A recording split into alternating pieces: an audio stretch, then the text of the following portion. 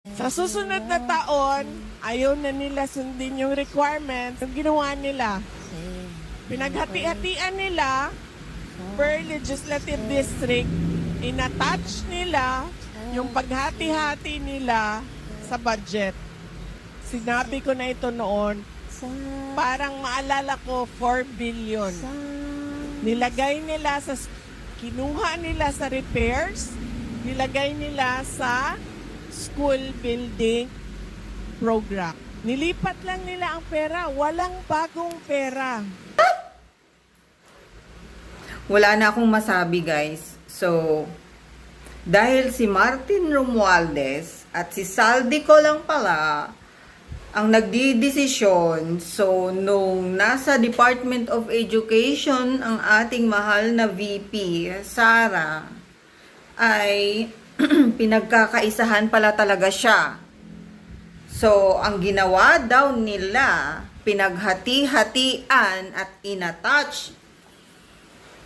Kung mga sila lang talaga ang nagdesisyon, pero may requirements daw kasi yan, sabi ni BP, pero hindi nasunod, ano kayang mangyayari? So, wala, di ba guys? Walang mangyayari.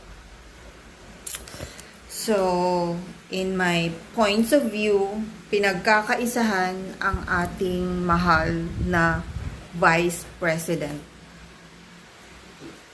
And ito pa ang nangyayari, guys. Listen. Hindi ko kayang pumirma. Sabi niya, ano ang gagawin mo? Hindi ka pwedeng umalis.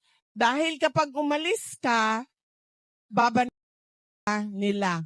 Hindi ka pa nga nakaalis, binaban na. Kakapanalo mo pa lang, lumabas na ang witness ni Trillanes. Nakaupo ka na cabinet secretary, lumabas na si Lisa Marcos at sinabing, you crossed the line. Hindi ko ibibigay yung pirma ko. I-impeach na lang nila ako. Ayun nga ang nangyari. Ganun pala ang nangyayari ngayon sa ginawa nilang impeachment sa ating Vice President. Dahil hindi nila mapapirma ang ating VP sa gusto nilang mangyari. So, no choice, ladies' choice.